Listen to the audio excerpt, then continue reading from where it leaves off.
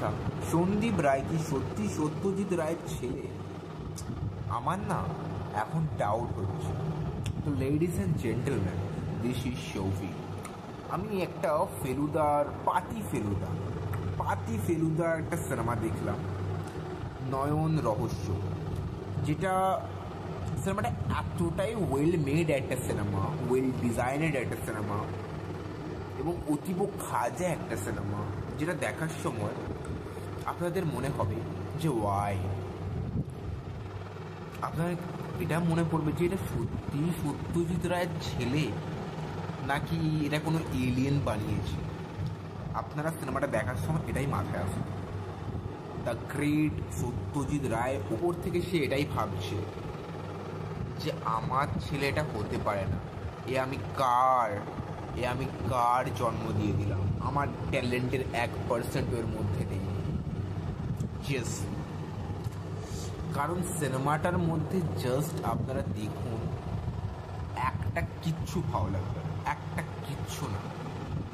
এই সিনেমাটা এত লেজিয়েস্ট সিনেমা যাকে এক্সাম্পল দেওয়া যেতে পারে, তো এটা তার মধ্যে টপে। কারণ সিনেমাটা একটা সার্কাসের মতো, আপনারা দেখছেন কিছু জোকার সামনে রয়েছে, অ্যাক্টিং করছে, জাস্ট এটাই। আর ওভার দ্য টপ অ্যাক্টিং তো রয়েছে এখানে, আর এমন একটা কিছু এলিমেন্ট দেওয়ার চেষ্টা করা হয়েছে, শখও দেওয়ার চেষ্টা করা হয়েছে, যেটা দেখে আমরা শখ পেয়ে যাই। আমরা একটু মনে করি বাহ, এটা আমি তো আগে কিছু দেখিনি, এরকম কিছু চেষ্টা করা হয়েছে, কিন্তু সেগুলো এতটাই প্রেডিক্টেবল, সেটা জাস্ট তার আগেই আপনারা বুঝতে পেরে যায় যে কি হবে। নয়ন রহস্য যে স্টোরি, সেটা মনে হয় সত্যজিৎ রায়কে কেউ একজন শুনিয়েছিল, তার শত্রু সত্যজিৎ রায়, সে বলেছিল যে আমি এই স্টোরি করবো না।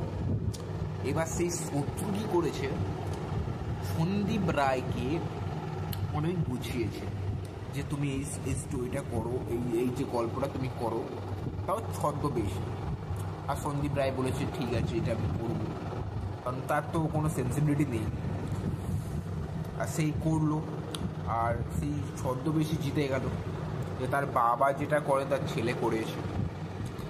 তো আমি বুঝতে পারছি না আমি রোস্ট কী করে করবো, আমি রোস্ট করতে পারি না সত্যি বলতে। কিন্তু সিনেমার মধ্যে এমন একটা কিছু ভালো নেই যেটাকে আমি জাস্ট বলবো যে দারুণ হয়েছে, বিউটিফুল। সিনেমাটোগ্রাফি যদি বলি তাহলে একদম খাজা।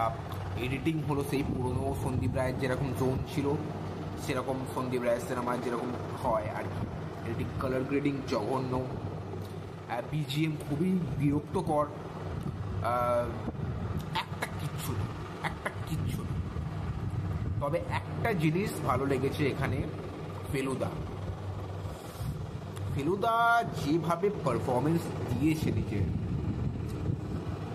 মানে আমার মনে হচ্ছিল যে ফেলুদা যদি এই যে পারফরমেন্সটা যদি দেখে রিয়েল ফেলুদা, সে বলবে বাবারে উঠালে রে বাবা। আমার মনে হয় বাংলা সিনেমার ইতিহাসে এই সিনেমাটা একটা কালজয়ী সিনেমা হিসেবে ধন্য করা হবে। বুঝতে পারছি না আমি কি বলবো, জাস্ট ভদ্রভাবেই বললাম কথাগুলো, কারণ আমি সত্যজিৎ স্যারকে খুব রেসপেক্ট করি। আমি ওনার ফিল্মমেকিং, ওনার সিনেমার আমি খুব বড় ফ্যান। বাট তার ছেলের 1% তার গুণ পায়নি, তার ছেলের মধ্যে সেই ব্যাপারটাই নেই। সন্দীপ স্যারের কথা বলছি, সরি টু সে, আমি কাউকে ডিসরেসপেক্ট করে কথা বলতে চাই না, বাট যেটা ফ্যাক্ট সেটা আমার মনে হয় বলা উচিত। This is a fact. Satyajit Ray একটাই, দ্বিতীয়বার জন্ম নেবে না, ওটা একটা মহারাজা। আর মহারাজা একবারই হয়েছে। জানি না এরপরে কবে সত্যজিৎ স্যারের লেভেলে কোনো ডিরেক্টর আসবে। আমার তো মনে হয় কোনো দিনও আসবে না। উনি এসেছেন, ওনার কাজ ছিল, ওনাকে ভগবান বানিয়েছেন, ওনার কাজ করে উনি চলে গিয়েছেন। কিন্তু তার ছেলে যে কী কাণ্ড করছে, কী সিনেমা বানাচ্ছে, জাস্ট সে ওপরে বসে ভাবছে যা আমি বিশাল বড় ভুল করেছি। তো যদি ভিডিও ভালো লেগে থাকে তো লাইক চ্যানেল সাবস্ক্রাইব করতে ভুলবেন না। আর দেখা হচ্ছে নেক্সট ভিডিও।